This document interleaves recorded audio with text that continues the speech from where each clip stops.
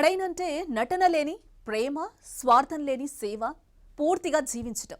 అంతేకాదు అమెరికా చూసిన అత్యద్భుత vice president. ఇది అమెరికా మాజీ అధ్యక్షుడి ఒబామా మాట. మరి ఓ వ్యక్తిపై ఒబామా ఈ స్థాయి వ్యాఖ్యలు ఎందుకు చేశారు? బడైన్ రాజకీయ జీవితం ఎలా ప్రారంభమైంది? కుటుంబ నేపథ్యం ఎలా ఉండేది? సెనేటర్, ఉపాధ్యక్షుడు, ఆపైన అధ్యక్ష అభ్యర్థి, ఇలా బడైన్ ప్రస్థానమంతా సాఫీగానే సాగిందా? ఈ కథనంలో తెలుసుకుందా.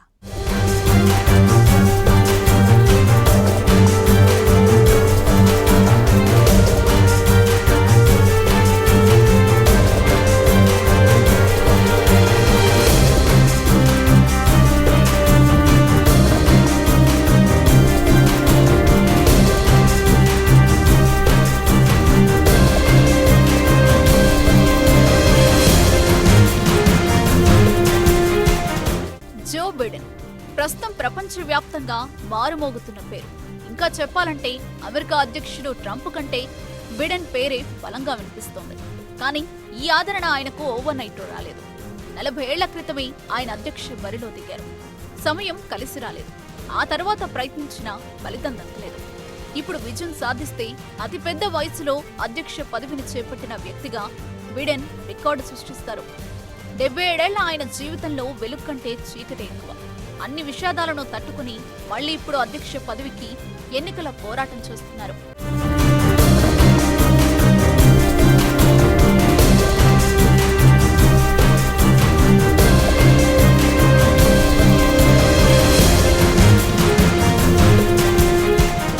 బైడెన్ జీవితం నిండా విషాదాలే. భార్య నీలియా, కూతురు నోమి రోడ్డు ప్రమాదంలో చనిపోయారు. ఆ తర్వాత పెద్ద కొడుకు బ్రెయిన్ క్యాన్సర్తో మరణించాడు. అయినా కుంగిపోలేదు జో బైడెన్. సుమారు 50 ఏళ్లుగా అమెరికా రాజకీయాల్లో చక్రం తిప్పుతూనే ఉన్నారు. ఇప్పుడు ఆయన వయసు 77 ఏళ్లు. వచ్చే ఎన్నికల్లో అమెరికా అధ్యక్ష పదవికి డొనాల్డ్ ట్రంప్తో తలపడుతున్నారు.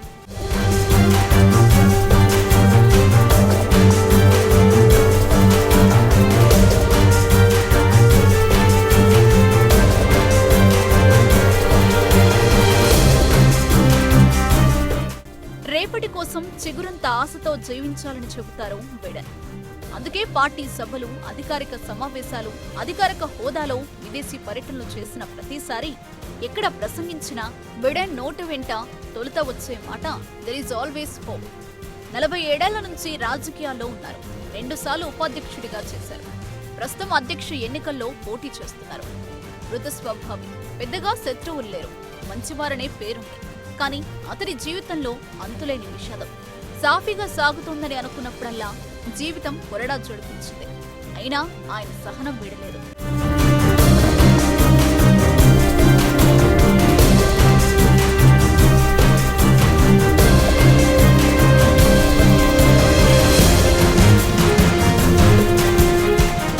డెమోక్రాట్ల పార్టీకి బిడెన్ ఓ వెన్నుముక్క. ట్రంప్, హిల్లరీ లాంటి హేమా హేమీలున్న బైడెన్ ప్రత్యేకం. పార్టీలో ఆయనకు సముచిత స్థానం. 2 సార్లు ఉపాధ్యక్షుడిగా చేసి ప్రస్తుతం అధ్యక్షుడిగా పోటీ చేస్తున్నారంటే ఆయన మాటలు ప్రజలను ఏ స్థాయిలో ప్రభావితం చేస్తాయో అర్థం చేసుకోవచ్చు. కానీ బైడెన్ కు చిన్నతనంలో నత్తుండేది. పెన్సిల్వేనియా నుంచి డెలావేర్కు వచ్చేసిన కుటుంబం వాడిది. 4 బిడ్డల్లోకి పెద్దవారు బైడెన్.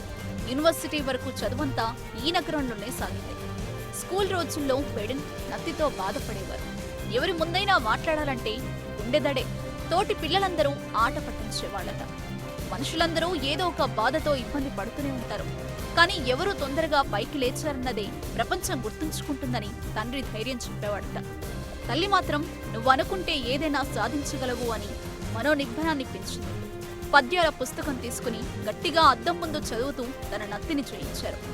డెలావేర్ యూనివర్సిటీ నుంచి న్యాయశాస్త్రంలో పట్టా సాధించి కొంతకాలం పబ్లిక్ డిఫెండర్గా ప్రాక్టీస్ చేశారు.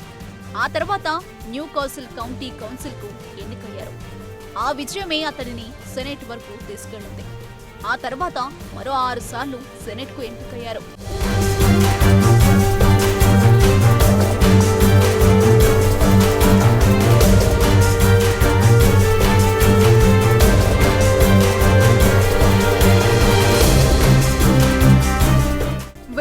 సంతోషంతో పాటు బాధ వెంట వెంటనే వస్తుంటాయి. జో బిడెన్ 1972లో తొలిసారిగా సెనేట్కు ఎన్నికయ్యారు. అలా ఎన్నికైన రెండో పిన్న వయస్కుడిగా రికార్డు సృష్టించారు. డెమోక్రటిక్ పార్టీ గోల్డెన్ బాయ్ గా ఆయన్ని ఆకాశానికి ఎత్తారు. ప్రమాణ స్వీకారం చేయడం కోసం వాషింగ్టన్ లో ఉండిపోయారు.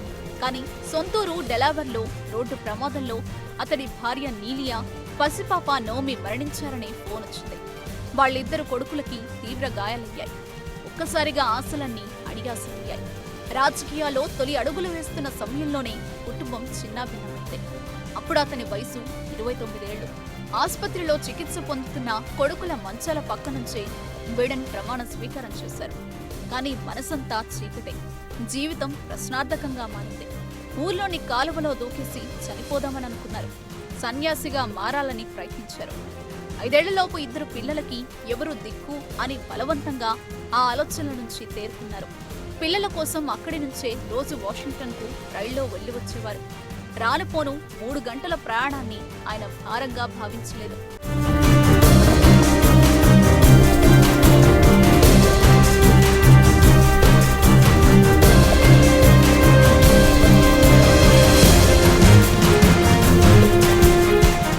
బిడెన్ జీవితం భార్య మరణంతో ఆగలేదు. 1979లో ఓ స్కూల్ టీచర్గా చేస్తున్న జిల్ను వివాహం చేసుకున్నారు. వాళ్లకి ఓ కూతురు. ఆమె పేరు ఆస్లా. జిల్ కంటే బిడెన్ 9 ఏళ్లు పెద్దవాడు. శిథిలమైన తన జీవితాన్ని నిర్మించడమే కాకుండా నందనవనంగా మార్చింది జిల్ అని ఆనందంగా చెబుతారు బిడెన్. తన అదృష్టాన్ని పరీక్షించుకునేందుకు 1988, 2008లలో అధ్యక్ష పదవికి బిడ్ చేశారు. కానీ ఓడిపోయారు. అయినా ఒబామా 2008లో తన వైస్ ప్రెసిడెంట్ అభ్యర్థిగా నిలబెట్టారు. ఒబామా అధ్యక్షుడిగా, జో ఉపాధ్యక్షుడిగా 2 పర్యాయాలు గెలుపొంది మొత్తం 8 ఏళ్లు అధికారంలో ఉన్నారు. వారి స్నేహం గురించి అందరూ గొప్పగా చెప్పుకునేవారు. బిడెన్ అంటే నటన లేని ప్రేమ, స్వార్థం లేని సేవ, పూర్తిగా జీవించడం. అంతేకాదు, అమెరికా చూసిన అద్భుత వైస్ ప్రెసిడెంట్ అని ప్రశంసిస్తూ 2017లో ప్రెసిడెన్షియల్ మెడల్తో ఆయన్ని సత్కరించారు ఒబామా.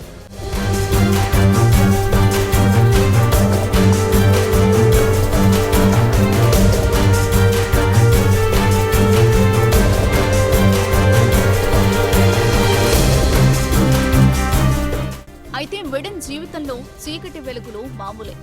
ఆనందం అంచుల్లో ఉన్నప్పుడల్లా దుఃఖం ఆయన్ని అమాంతం కబళిస్తుంది.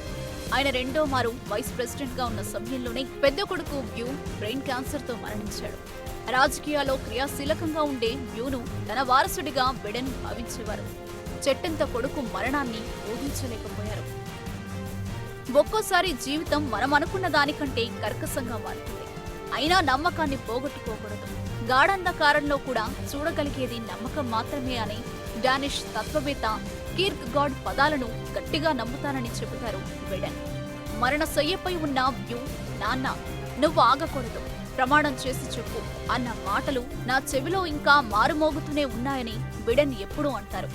ప్రస్తుతం ఈ అధ్యక్ష పదవికి తాను కాదు, బ్యూ తన రూపంలో పోటీ చేస్తున్నట్టుగా అనిపిస్తోందని గద్గద స్వరంతో అంటారు బిడెన్. అధ్యక్ష అభ్యర్థుల తొలి ముఖాముఖి సంవాదం తర్వాత జో బిడెన్ పై అంచనాలు పెరిగాయని సమీక్షలు తెలియజేస్తున్నాయి. ఈసారి జీవితం బిడెన్తో ఎలా ఆడుకుంటుందో చూడాలి మరి.